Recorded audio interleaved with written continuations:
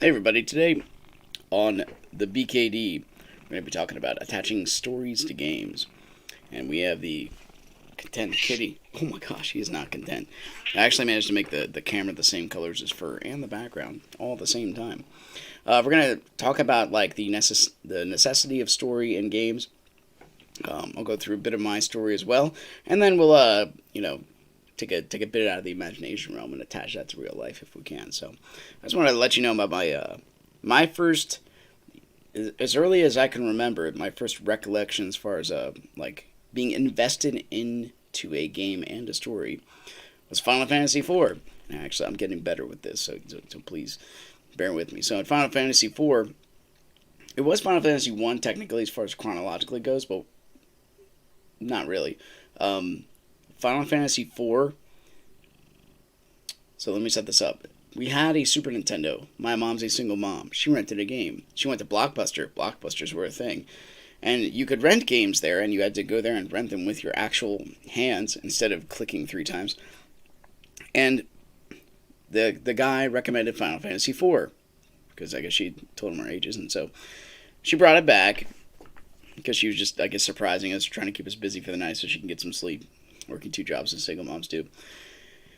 And we plug it in, and I'm like, all right, let's see if I can get this. Oh, that's not the right one, but that's okay. That's okay. There we go. So this is what we have.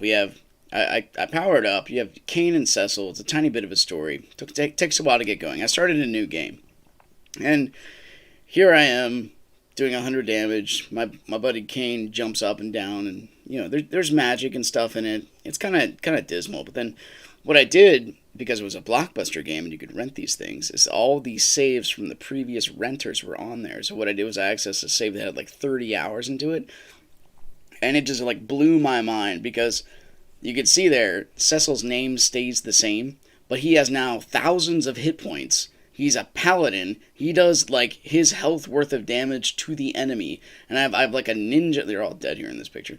But I have like a ninja, a dragoon, a healer. This girl, the girl at the top, Rydia, who was a kid, is now all grown up. Like, what's up with that? That is nuts. And immediately I just wanted to play the game. All the way up to that point. Because you want to know the story. So that, to me, that was the giant attachment.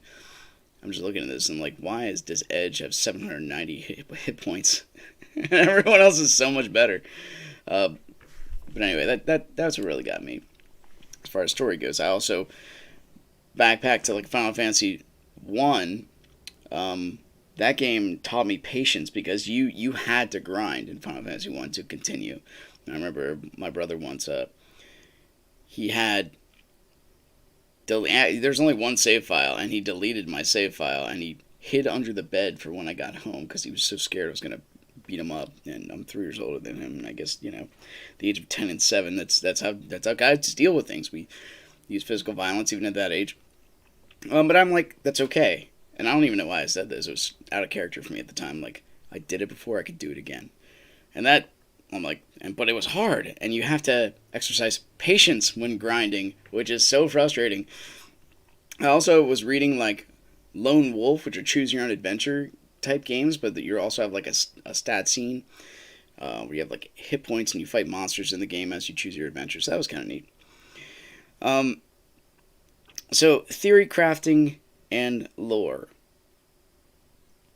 So oftentimes we start in the middle. Like the 3 games I played, like I said, are most rampant on this channel, are Risk of Rain 2, Catacomb Kids, at least for now, and Spiral Knights. And all 3 of those games started in the middle. Catacomb Kids specifically because 4-bit is just building the lore around the game. Risk of Rain 2 had no ending, no beginning. You just completely looped when it first started. Now it's more of a complete package now. So that's a good thing. Spiral Knights had like the worst end ever. It wasn't finished, and it never will be, because the developer sold it. So, I mean, what are you going to do about that? Right? So it's kind of in stagnation. It never hit its end point, but it had some significant developments throughout its years. So, but that's true, right? You always seem to start in the middle. This is what happens when we are born. People came before us. They learned things. They invented electricity, language itself. And then we keep going, and we will end before the whole story ends. So that's kind of interesting. We will end before the whole story ends. But the whole story itself, like, if you want to look at it this way, like, we don't know who we are until our life is over. Not completely. It's a potato. Oh, man. You know what? I forgot. I can do this on the fly, right? Widgets. Add. Chat box. Boom. It's called chat box. Done. Trying to make new scenes. I'm trying to get better at this kind of thing. Doesn't mean it's going to happen. We need a backdrop. But I don't have time to put a backdrop in. We can see. Let's edit this. Font settings. Please be patient with me as we learn together. 25. Done. Test 2. Oh yeah, it's better. It's at least legible. Anyway, so good story. Every story, at least the way we are living here, starts in the middle.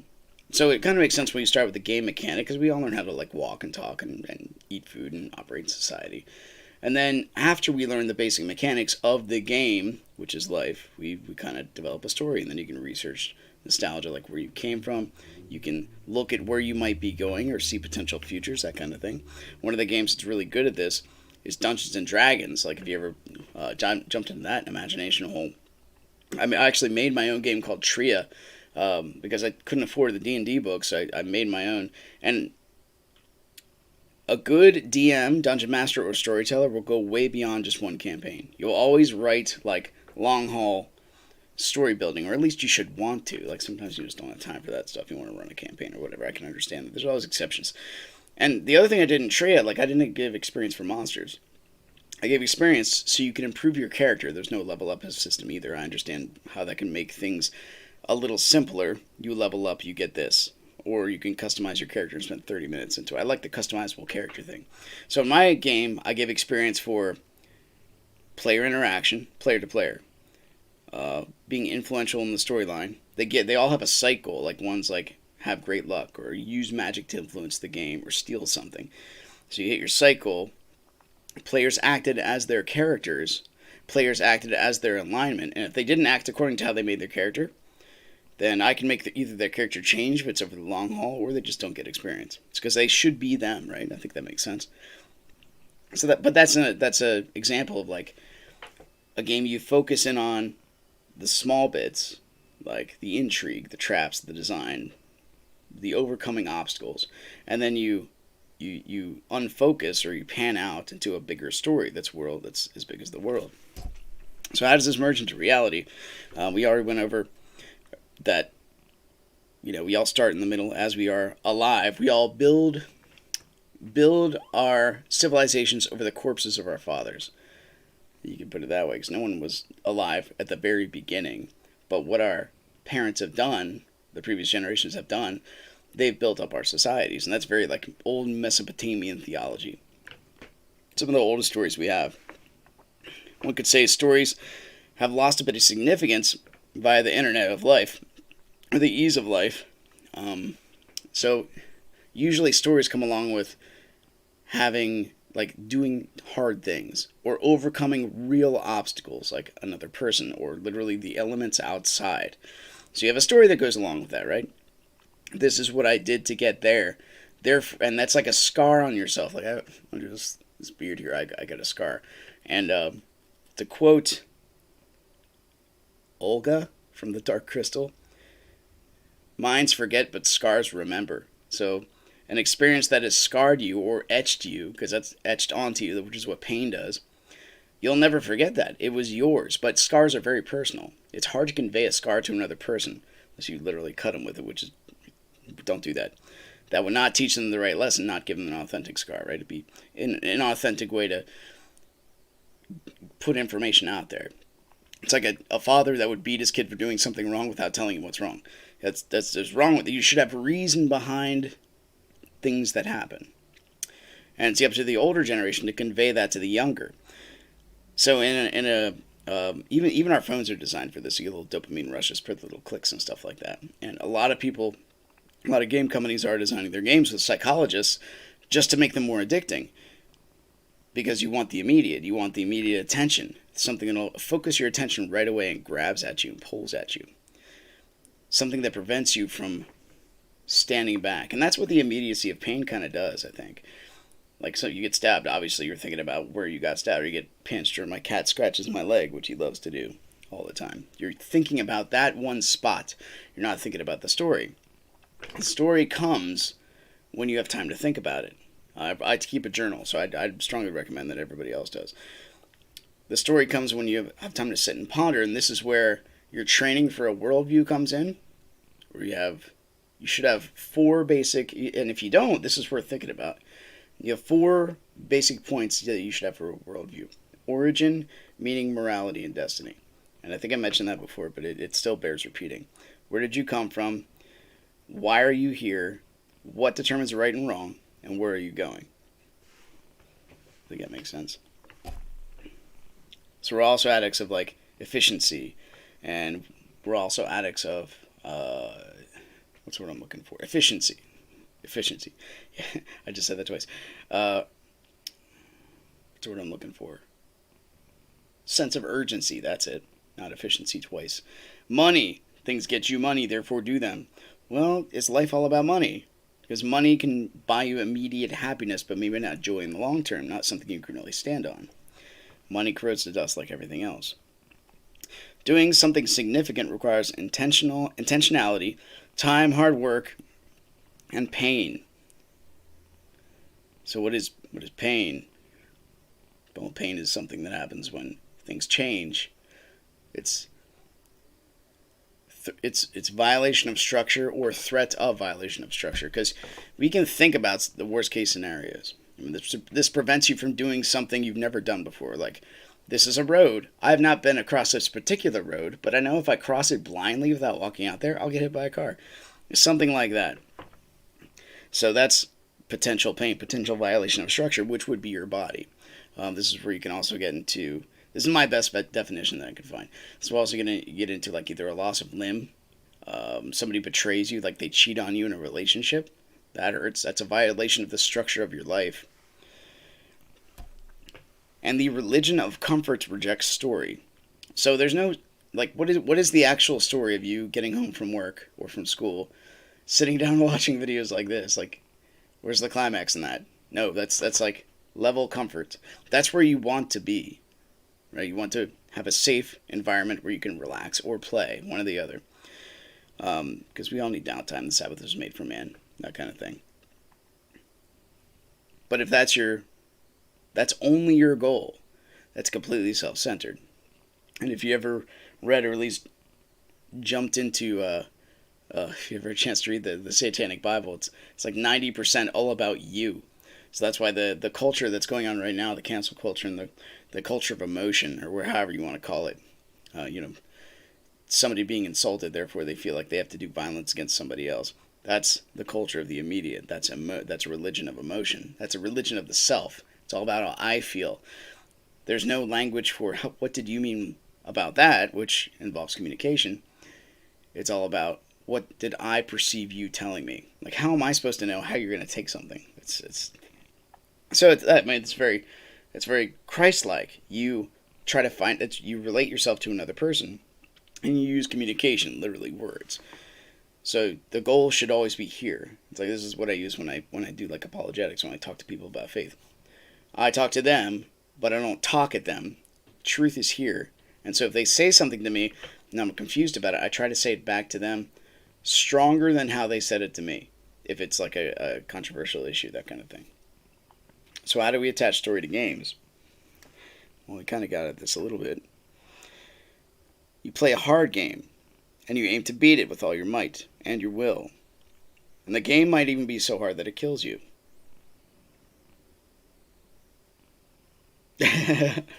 Thanks, potato. That's alright. Yeah. Because what's the sense in playing a game if there's no real threat? And this is you can take this on like hard games like Catacomb Kids 824. If the game Like, would it be anything if I made it to floor 11, kill the twins, if I couldn't die in any given moment in that game? Like, who cares? If I put it on baby mode, or I can just restart it. That sudden death mode, I like playing on that default mode. It just feels good to play.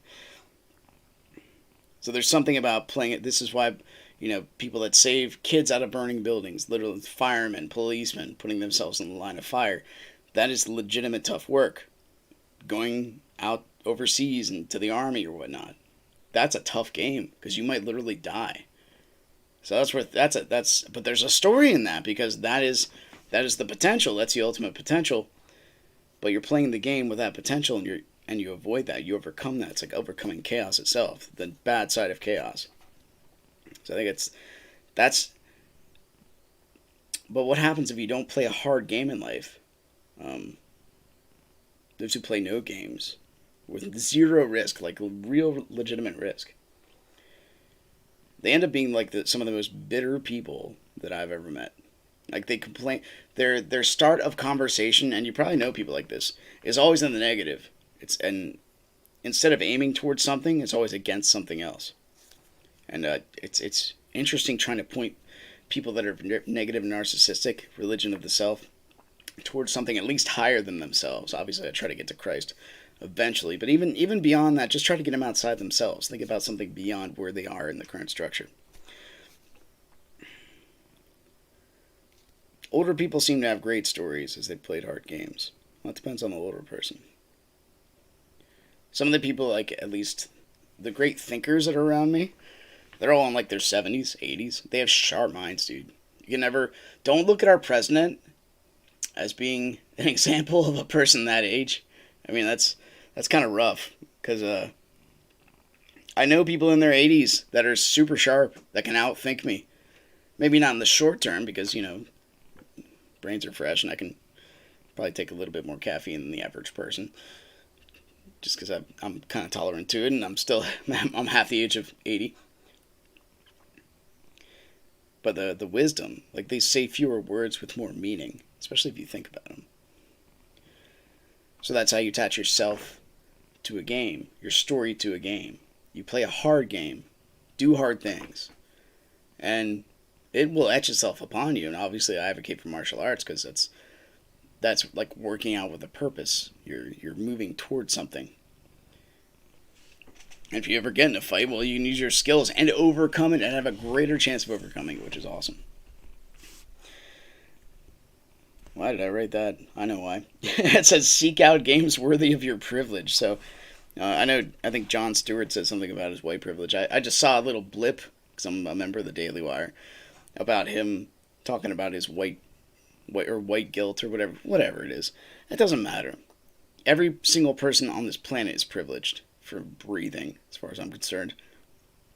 So, what you do then is you take where you are, and you live a life that's worthy of that. Does that make sense? Like, okay, I got 2 kids. I'm in debt like all Americans. First off, get out of debt. I also talk to people about purpose.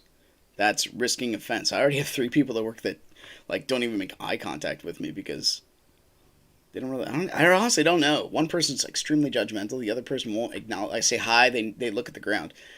The other person, while I'm talking to them, they'll ignore me mid-conversation. I do not get that. I don't know about that person. I'm like, wow, I have nothing interesting to say to you?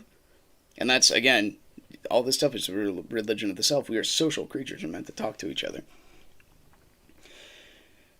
At least as far as I can tell. Well, that's what built society. Imagine if nobody talked to anybody ever. Language would not develop. Articulation would be non-existent. Overcoming hard challenges makes one more confident in future challenges. I actually did the whole thing about this on the Risk of Rain philosophy. But yeah, that's kind of true. You, especially going back to the Final Fantasy analogy I made. I did it before, I can do it again. If something involves grinding, you just put your mind to it, and then you can do it. The thing, here's where and I'm having a kind of a conversation with a young man right now. It's a relational conversation, so it's still ongoing. If you look at your life and where you're going, you're not doing anything but like working and sleeping. What is your end game? Well, you don't want to think about it. The second you think about it, you're gonna take stock of your life and see how worthless you actually are and what you've actually done. And that's hard. That's a hard darkness to get out of. But you have to ignore that and you got to push forward. This is, I think, why the Occidental mythologies west of Eden did so much better than east of Eden, because they had an aim. So yeah. Then this goes along the line of like forgiveness of sin. God doesn't forget it, but he separates it as far as the east is from the west.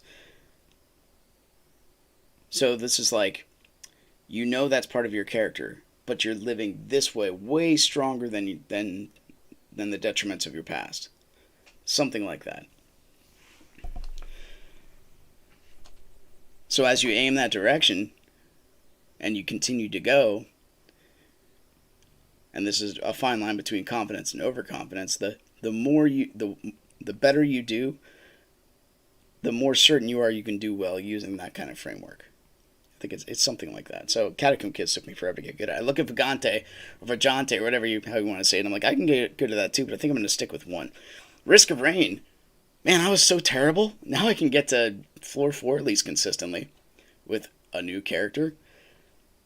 By the way, I changed the settings on that game. Jeez, my poor computer cannot handle that game. And a new camera, I guess. So I just took the camera off completely whenever we play that. We'll be doing Catacomb Kids, so I think I might just get back to Neon Abyss. Neon Abyss is a great example of a game that just like needs to develop a story sooner rather than later. It's like a fully developed game. Get something else in there, man. Without a story, it's just like, so